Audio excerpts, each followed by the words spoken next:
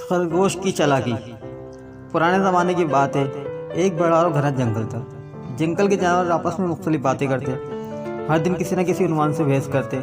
جانوروں میں گیدڑ جنگل کا ہوشیار اور قصہ گو جانور مشہور تھا۔ چنانچہ ایک دن اس نے ایک کہانی بیان کی۔ پرانے زمانے کے ایک جنگل میں ایک بڑا شہر رہا کرتا تھا۔ جنگل میں ہر طرف خوشحالی، ہریالی اور شادابی تھی۔ پورا جنگل ہرے بھرے گھاس اور پانی کی فراوانی کی وجہ سے کافی مشہور تھا۔ جنگل کے گوشے میں چرنے والے سبزی خور جانوروں کا بسیرا تھا۔ اس جگہ خاص طور پر بیل، گائیں، بکری، ہاتھی، ہرن، گھوڑے اور اونٹ اور گھوڑے وغیرہ رہا کرتے تھے۔ لیکن یہ بیچارے جنگل کی ہریالی سے پورا فائدہ حاصل نہیں کر پا رہے تھے، کیونکہ انہیں ہر وقت جنگل کے راجا کا خطرہ لگا رہتا تھا۔ گویا وہ بہت ہی پریشانی کے عالم میں زندگی بسر کر رہے تھے، یہاں تک کہ کچھ جانور جنگل چھوڑنے پر مجبور ہو گئے۔ آخر ایک دن جنگل کے سبھی جانور ایک بڑے سایہ دار درخت کے نیچے جمع ہوئے اور اپنے معاملے میں غور و فکر کرنے لگے۔ چنانچہ فیصلہ ہوا کہ راجا کے دربار میں چلیں۔ تمام جانور جھنڈ کی شکل میں راجا کے دربار میں حاضر ہوئے اور اس سے کہا، اے بادشاہ سلامت، آپ ہم میں سے ایک جانور روزانہ پر بڑی محنت کے بعد شکار کرتے ہیں، لہذا ہم آپ کی پریشانی کو محسوس کرتے ہوئے ایک مشورہ دینے کے لیے حاضر خدمت ہوئے ہیں۔ اگر آپ اجازت دیں تو ہم مشورہ پیش کر دیں۔ شہر پورے جلال و جلال میں اپنے وزیروں و مشیروں کے ساتھ رونق افروز تھا۔ اسے خوشی ہو رہی تھی کہ شکار خود چل کر اس کے دربار میں آئے ہیں۔ خوشی راضی ہو گیا اور سر ہلا کر مشورہ پیش کرنے کے لیے کہا۔ جانوروں نے آداب شاہی کو ملحوظ رکھتے ہوئے سر جھکایا اور کہنے لگے، اگر آپ ہمیں مان دینے کا وعدہ کریں اور ہر وقت خوف نہ دلائیں تو ہم بذات خود آپ کے لیے کھانے کے وقت ایک تندرست اور موٹا جانور پیش کریں گے جسے آپ شوق سے کھا سکیں۔ چونکہ فیصلہ شیر کے حق میں تھا، اس لیے اس نے اپنی رضامندی ظاہر کر دی اور اپنے مخصوص لبے لہجے میں بولا، اے میرے ہم وطنوں، مجھے تمہارا مشورہ بہت ہی اچھا لگا۔ مجھے اپنی غلطی کا احساس ہے، آج سے میری آنکھیں کھل گئی ہیں۔ میں نے تم پر جو ظلم کیا ہے، لیکن میں آج سے اپنے تمام افسروں اور درباریوں کے سامنے اعلان کرتا ہوں کہ آج سے تم لوگ اپنی مرضی سے پورے جنگل میں جہاں چاہو ٹہل سکتے ہو۔ ہماری طرف سے پوری آزادی ہے، اور ہاں، اگر تمہیں کوئی تکلیف دینے کی کوشش کرے تو اس کی خبر مجھے ضرور دینا، میں اسے سخت سزا دوں گا، یہ میرا پکا وعدہ ہے۔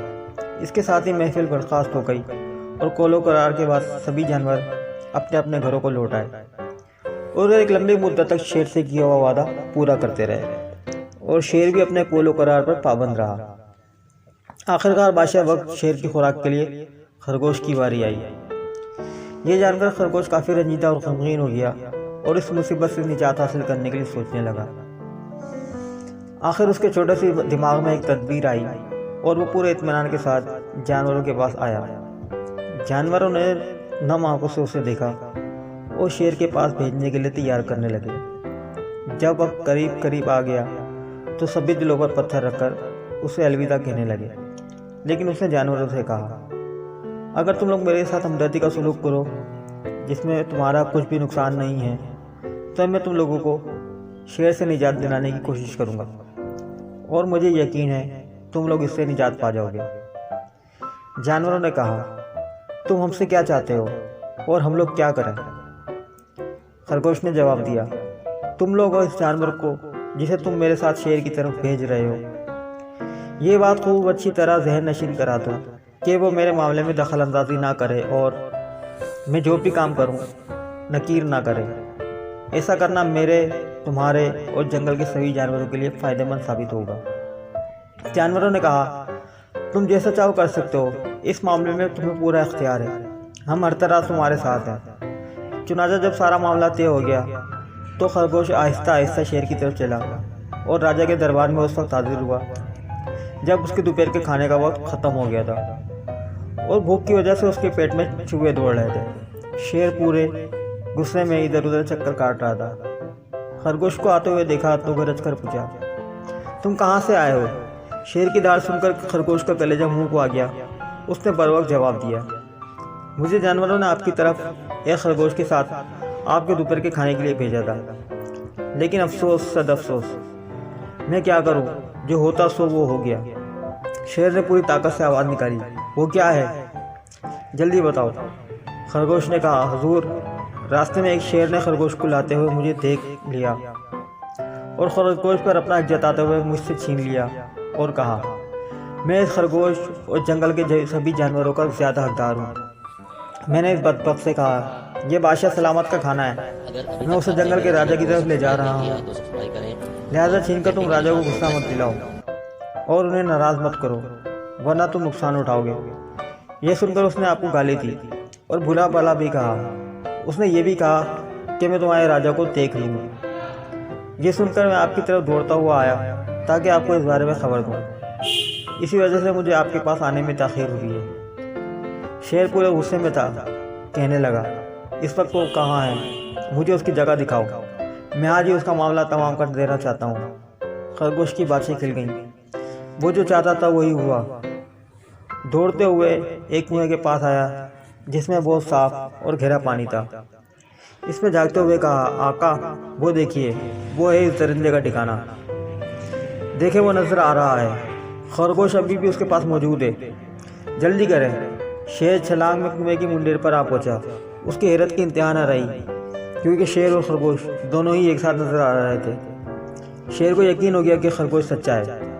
اس نے شیر سے 2 ہاتھ کرنے کے لیے فوراً کنویں میں چھلانگ لگا دی، لیکن یہ کیا ہوا؟ وہاں اسے کچھ بھی نظر نہ آیا، صرف اپنی موت نظر آئی۔ پھر اس کا وہی انجام ہوا جو ہونا تھا، یعنی کہ کنویں میں ڈوب کر مر گیا۔ ادھر خرگوش کودتے پاندے اور خوش ہوتا ہوا جانوروں کے پاس آیا۔ جانور ابھی تک اس کے غم میں نڈھال تھے۔ خرگوش کو صحیح سالم دیکھ کر خوشی سے چلانے لگے اور گلے لگا لیا۔ جانوروں نے شیر کا حال احوال دریافت کیا تو خرگوش نے ابتدا سے لے کر انتہا تک تمام واقعہ ہو بہو سنا دیا۔ شیر کے انجام کو سنتے ہی جانوروں کی خوشی کی انتہا نہ رہی۔ آج یہ لوگ بہت زیادہ خوش تھے، کیا چھوٹے کیا بڑے، سبھی پورے جنگل میں اچھل کود کر رہے تھے۔ آج انہیں کسی چیز کا ڈر اور خوف نہ تھا۔ جنگل کی ہریالی اور پانی سے خوب مزے لے رہے تھے۔ اسی لیے کہتے ہیں، عقل مندی سے مشکل کام آسان کیا جا سکتا ہے۔ اگر آپ بھی اپنے دماغ کا درست استعمال کریں تو پریشانیاں ٹل سکتی ہیں۔ شکریہ۔